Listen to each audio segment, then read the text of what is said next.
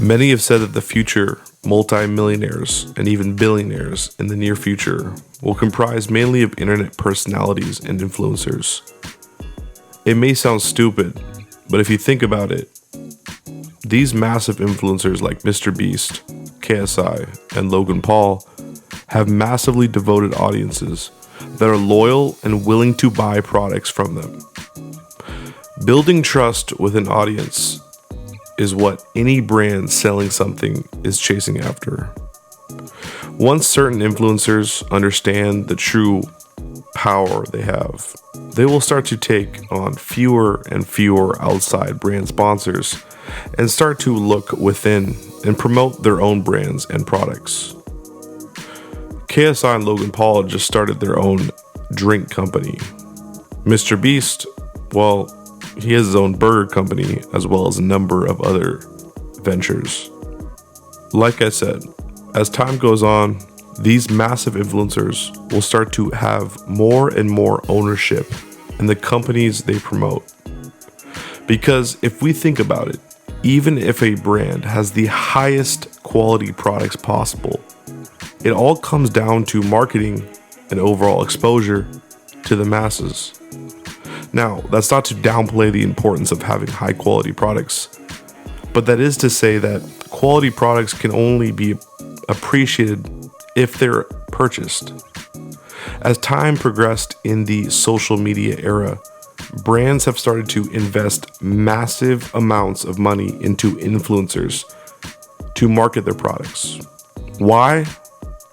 Well, because brands and companies have realized the power of influencer marketing.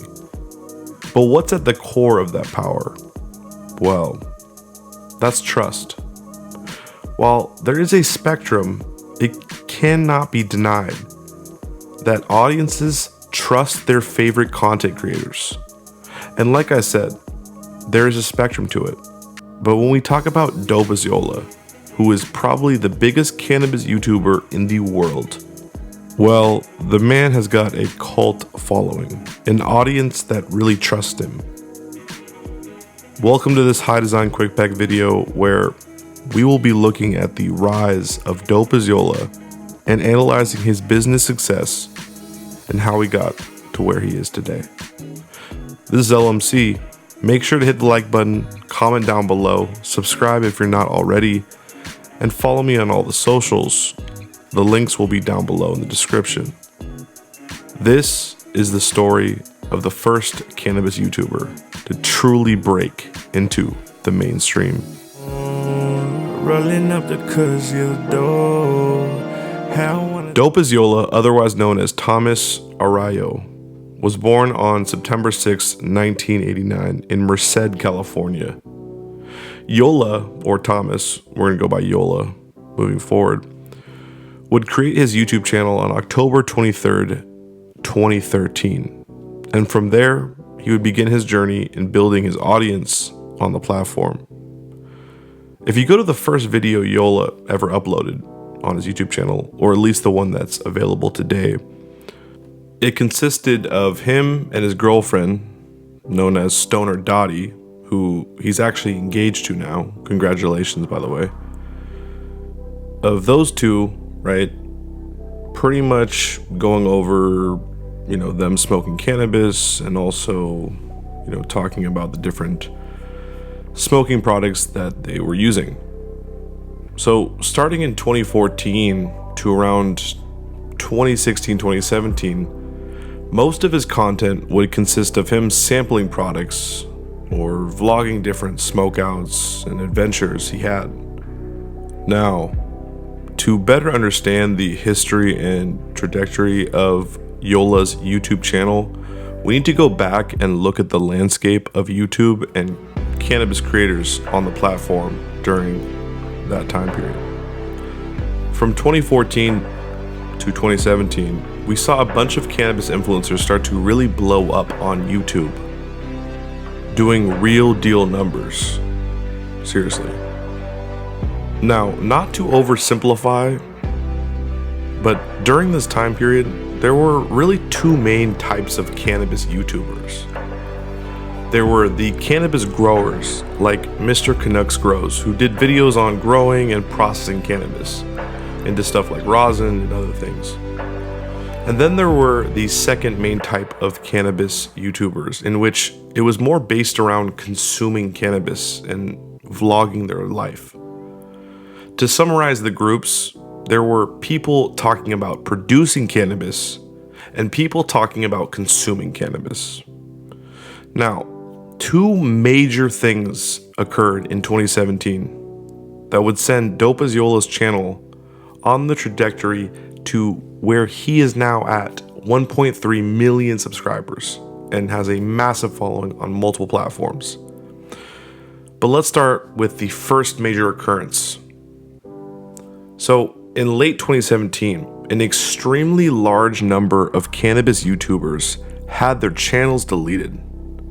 Channels like Mr. Canucks, Strain Central, and many others were deleted. But fortunately for Yola, he was one of the few really big cannabis channels that wasn't deleted.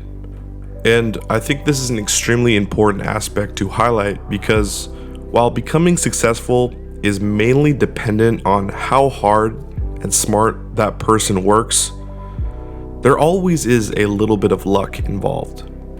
Because if you look at the other cannabis creators that had sizable audiences like Yola that had their channels deleted, we can see that the large majority of them obviously lost the momentum they had with building the career, in that either they had to start a new channel from scratch or they gave up YouTube altogether.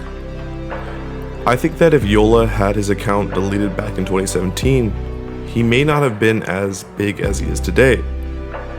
But I want to make it clear, I think he would definitely still be extremely successful if that scenario was to play out where his channel was deleted. But why I say that is really a testament to Yola, the fact that he definitely is someone that does not give up.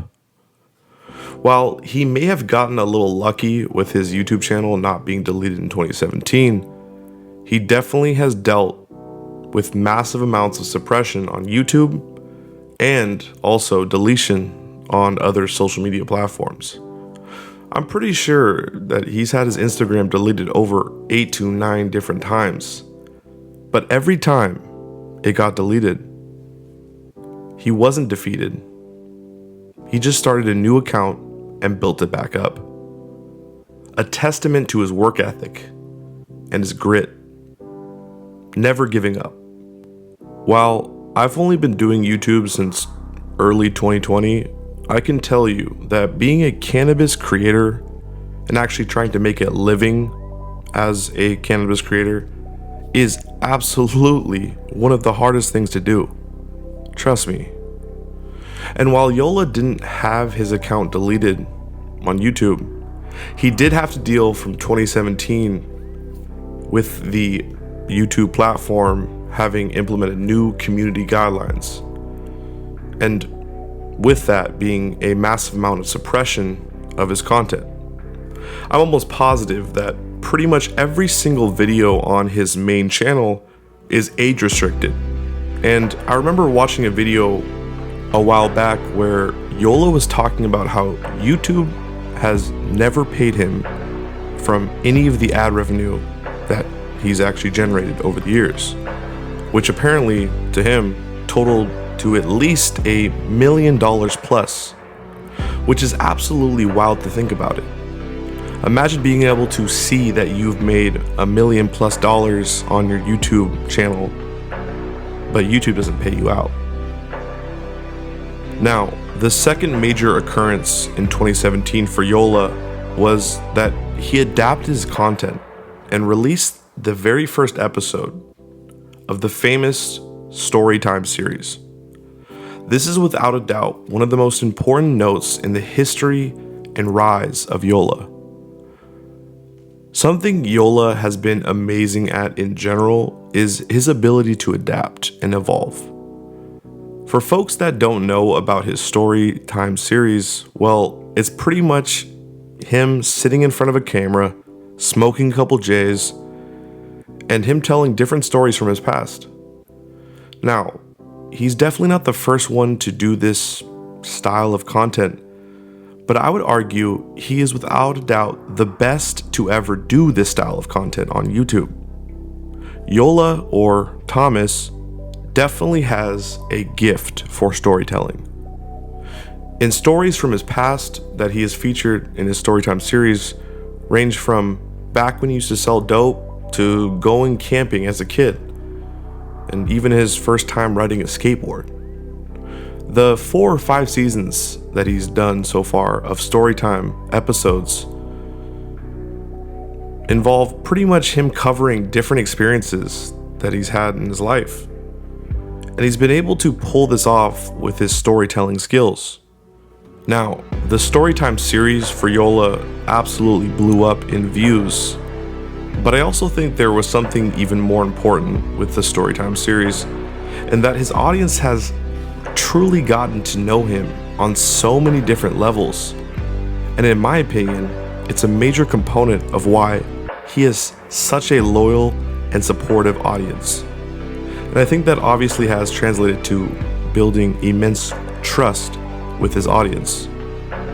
Remember what I said earlier about trust? While Yola has an extremely large and loyal fan base that truly trusts him, he's been able to put the other major side to the puzzle together when it comes to business. Yola said in a video that his brand Push Trees was started in late 2013 with his girlfriend, now fiance, Dottie. And if you read the About Us tab on the Push Trees website, this is what it says, quote, "Hi, we are Push Trees, a company started solely off an Instagram post. We were smoking a joint in our front yard and talking as always. As we were smoking, I thought it would be funny to take a picture like I was standing in front of a tree trying to push it over. For those of you that don't know, push means sell, and trees is a slang term for weed. So Push Trees is just a funny way of saying sell weed." After posting the picture, we received a huge wave of positive feedback. Then one fan said, quote, "Make this into a shirt." Shortly after, Kush Friendly reached out to us and said he could get us shirts made. I sent a horrible looking sketch to Kush Friendly, and his artist turned it into our logo you see today. We dropped the first Push Trees collection and sold out in 36 hours. The support from the fans was overwhelming. That's exactly how Push Trees was born. End quote. I have to give a lot of credit to Yola for building his Push Trees brand into what it is today. I mean, he has drops of different collections of apparel and bongs and grinders that will get sold out on his site in only a few hours. But what I gotta give him a ton of credit for is really his consistency, building the brand year over year and always looking to level it up. To be doing that while also creating content is absolutely no easy task. While Yola has been doing weed content on social media for over 11 or so years, and YouTube for 10 plus years, and having the foresight to start his own brand so early on definitely shows us Yola's business acumen. While Yola started with apparel, he's now started to build out the brand as well as starting other new brands, including his recent rollout of his cannabis brand called The Dopest. Right now, the Dopest brand sells HHC, which is a naturally occurring compound in the cannabis plant that is legal in all 50 states in the US. It's pretty much like regular cannabis, but it's a little bit more mellow. It doesn't hit maybe as hard. But to give some context, right? It's similar to what Delta 8 THC is. Now, if you don't know what that is, pretty much a quick background is in 2018, Congress passed the 2018 Hemp Farm Bill, which pretty much made all cannabis-derived compounds legal, except Delta 9 THC, which is what regular cannabis is. If you want more information on Delta 8 and the overall 2018 Farm Bill, please go look at my other videos. I have a ton of different videos covering that. But I know that in the future, Yola will start to sell regular cannabis and other THC products when the time is right. He's super smart for being patient and only having the Dopest brand just sell HHC right now because he's able to sell it online through his website in all 50 states and in many other parts of the world, whereas it would be illegal if it was just regular weed. And Yola's audience is spread out across the country and around the world, so having products that his entire audience can buy is crucial. He needs to have online sales, and I know he knows that. And it's smart. Now, Yola has made a ton of really smart moves in terms of business. Like, for example, he recently launched his own app that his fans and audience can use to build a community with each other. Pretty much the app is all of Yola's viewers' audience coming together on the app and being able to talk to each other while also being able to access content of Yola's on that app. I mean, the first week the app was released, they got around 30 to 40,000 downloads.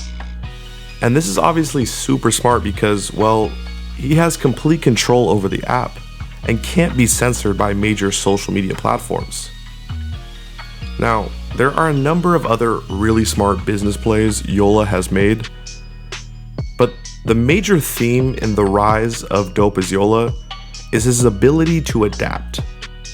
He's adapted his different brands and he's adapted his content. Last year, Yola, alongside his friend Marty, launched the Dope as Usual podcast, and it's absolutely exploded in popularity, probably because given his already extremely large audience. And this pivot he made with starting, his own podcast really showcased that Yola has truly pushed himself up into the mainstream YouTube ecosystem. And why do I say that? Well, let's just look at the different guests that he's had on his podcast. I'm talking people like Tony Hawk, Steve-O, Dr. Drew, and many others. But all of these people are massive mainstream celebrity names, and they really aren't that associated with cannabis.